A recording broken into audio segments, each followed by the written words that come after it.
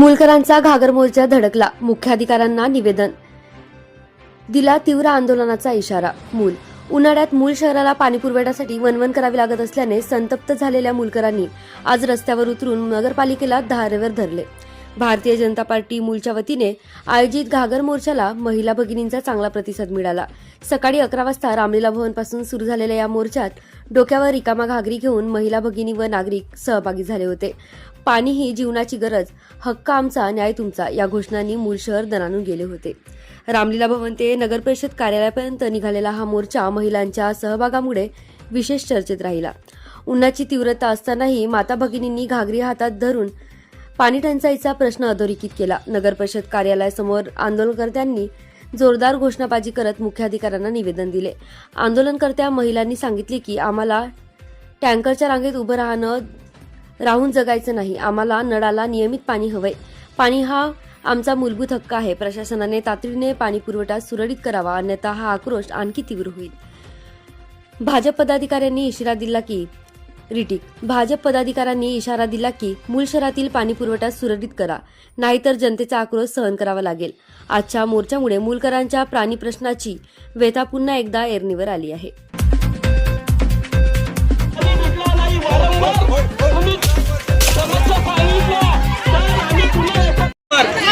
बिना मायबापाची सरकार आली, काँग्रेसची सरकार आली तेव्हापासून मूल शहरामध्ये तातडीची समस्या म्हणजे पाण्याची, की मागील उन्हाळ्यात सुद्धा एक तांत्रिक अडचण सांगून त्यावेळी सुद्धा 5 ते 10 दिवस पाणी पुरवठा मिळाला नाही. आणि अगदी पावसाळा लागता क्षणी तांत्रिक विद्युतचं कारण सांगून या ठिकाणी 5 दिवस नळाच्या पाणीला या ठिकाणी नागरिकांना पिण्याच्या पाणीपासून वेठीस धरलं. त्याबद्दल मी या नगर परिषदेचा या ठिकाणी निषेध करतो. मी या नगर प्रशासनाला भारतीय जनता पार्टी आणि शहराच्या वतीने आणि नागरिकांच्या वतीने आवाहन करतो की किमान जास्त होत नसेल, आपली कुवत नसेल तर किमान आम्हाला पिण्याचे पाणी शुद्ध द्यावा, एवढी आम्ही प्रशासनाला विनंती करतो.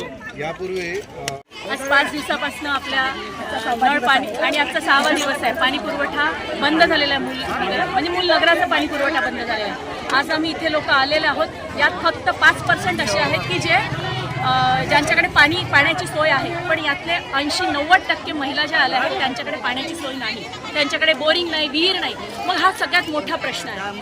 आता म्हणजे आदरणीय सुधीर भाऊंच्या योजनेतनं म्हणजे त्यांच्या विशेष निधीमधनं आपण ही योजना सुरू झालेली होती आणि 5 वर्षाच्या प्रशासन काळामध्ये सुद्धा ही योजना सुरू झाली होती आणि रेग्युलर नळ येत होता. पण आता नेमकं मेंटेनन्ससाठी यांच्याकडे जर तुम्हाला वेळ मिळत नसेल आणि सगळ्या लोकांना न्याय द्यायसाठी जर तुम्हाला वेळ मिळत नसेल आणि आपण जर याच्यानंतर जर नळ आले नाही तर कमीत कमी एवढी अपेक्षा आहे की आणि नगराध्यक्ष आम्हाला एवढी अपेक्षा आहे की प्रत्येक वार्डामध्ये रोज करताना आपण त्यांनी आपल्या हेडर परिषद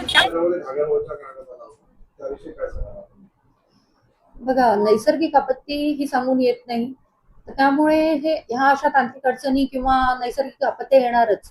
तर त्यावेळेला जनतेने देखील तेवढंच सहकार्य करावं असं मी अपेक्षित करते. बघा, 15 तारखेला वादळ वाऱ्यामुळे MSCBचे काही इश्यूज झाले, झाडं पडली, त्यामुळे तारं तुटली, त्यामुळे वीज खंडित झाल्यामुळे पाणी पुरवठा सुरळीत झाला नाही.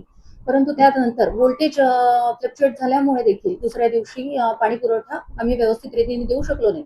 परंतु आम्ही परिपूर्ण प्रयत्न केला. सकाळच्या वेळेला आम्ही परिपूर्ण पाणी पुरवठा करण्याचा मनापासून प्रयत्न केला.